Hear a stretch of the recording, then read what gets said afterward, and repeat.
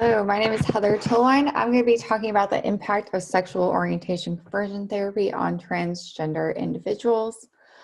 Um, a little bit of background on this topic. There's an estimated 1.4 million transgender individuals in the U.S., but the U.S. Census only collects non-binary gender, so it leaves our transgender individuals out of being counted. Transgender individuals often face inequalities in health services such as discrimination, stigma. This creates barriers to housing, denial of medical services, loss of family support. So a little bit of background of sexual orientation change efforts. So it's a psychoanalytic approach to treat homosexual individuals. Homosexuality at the time was considered a development disorder from a child's dysfunctional relationship with their same-sex parent or peer. So some methods used in sexual orientation change efforts is masturbatory reconditioning, hypnosis, lobotomy, castration, ovary removal, electric shocks, and just goes on and on. So a lot of studies reviewed the efficacy of SOCE, and a lot of them showed that it was ineffective in changing one's actual sexual orientation. And a famous study Spitzer had done, he had to retract it in 2013, saying that it was ineffective. Some ethical considerations of sexual orientation change efforts was the APA actually urged mental health and medical professionals to oppose SOCE due to the many ethical issues such as lack of respect, harm to patients, social conformity, and informed consent. So why do individuals seek out SOCE? Those that have religions that denounce homosexuality, those that want to remain involved or be active into the religious communities they're in, fear of being rejected from family and friends due to sexual orientation, family attitudes towards sexual orientation, moral behaviors, behavioral norms, and traditional norms or values can affect one's lead to individuals seeking out. Also for SOCE and our youth, there's often our youth are forced or coerced into participating in SOCE due to lack of legal protections regarding consent to undergo SOCE.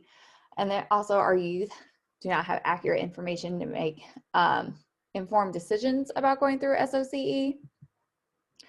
So the purpose of my study was to investigate the experiences of transgender individuals who have undergone SOCE, and this includes the lasting impacts of SOCE on them.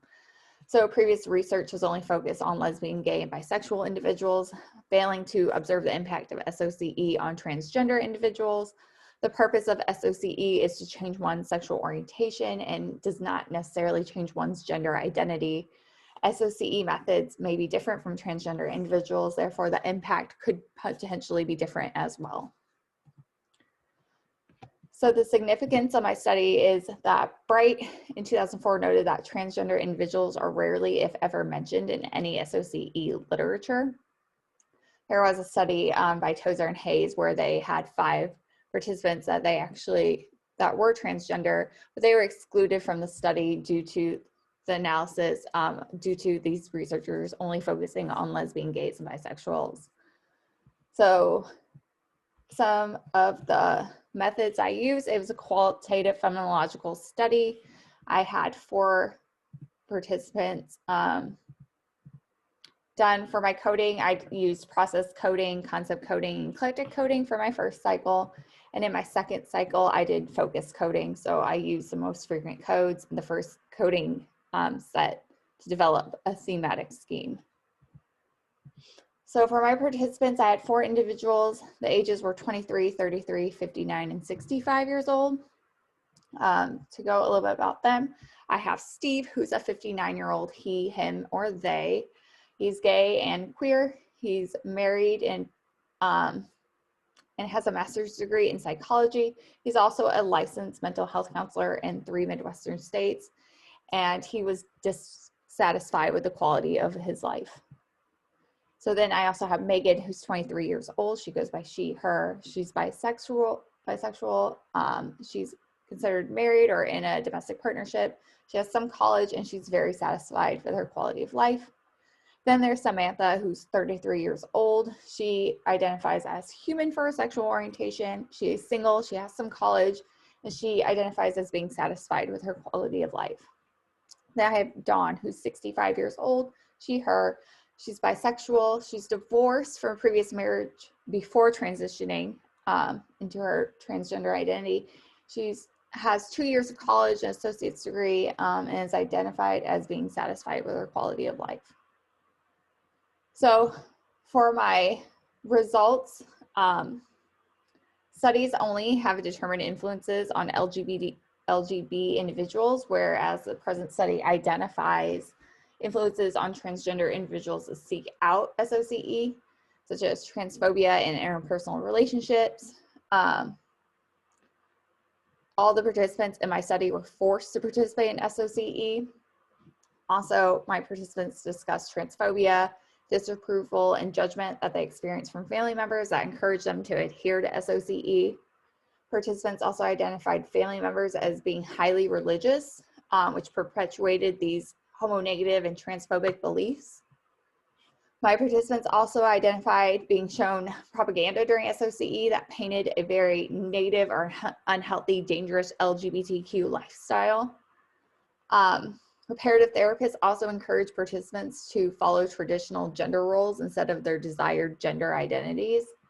And participants were encouraged to follow gender appropriate mannerisms or partake in masculine or feminine activities. Other methods that were used in SOCE, such as physical and sexual abuse. Some of my participants had to go through electric shock therapy, electric shocks on genitals paired with homosexual stimuli, physical abuse, sexual abuse. One of my participants had ice cubes and hot wax paired with homosexual pornography, loud music played over speakers, strobe lights to disorient my transgender individuals.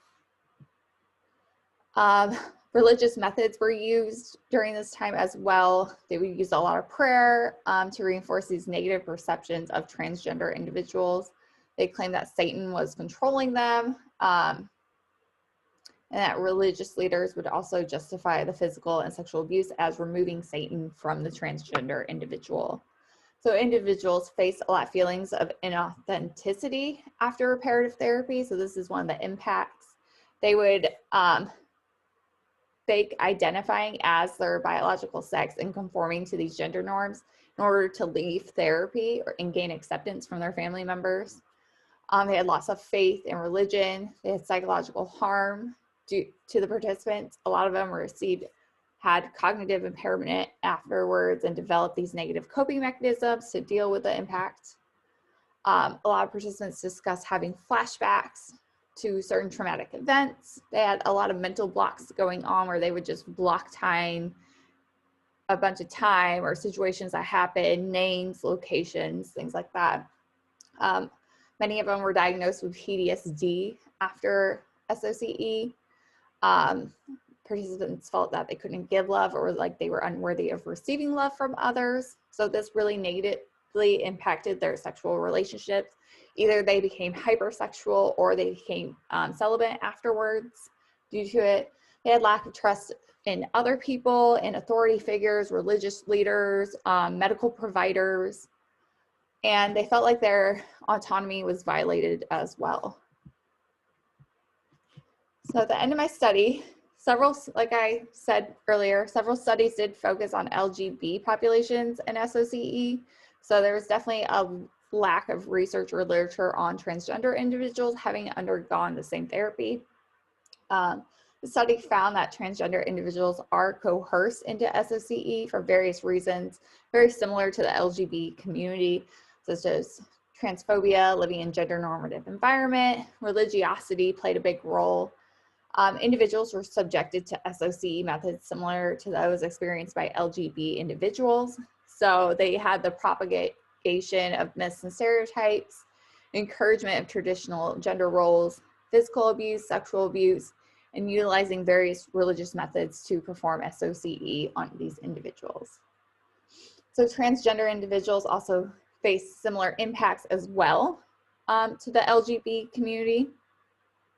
So this was feelings of inauthenticity, loss of faith interpersonal harm, having negative self-esteem due to it, having sexual dysfunction, a lack of trust, psychological harm that happened. Many reported cognitive impairment, which leads to these negative coping skills that they develop due to facing such trauma. And that is my study.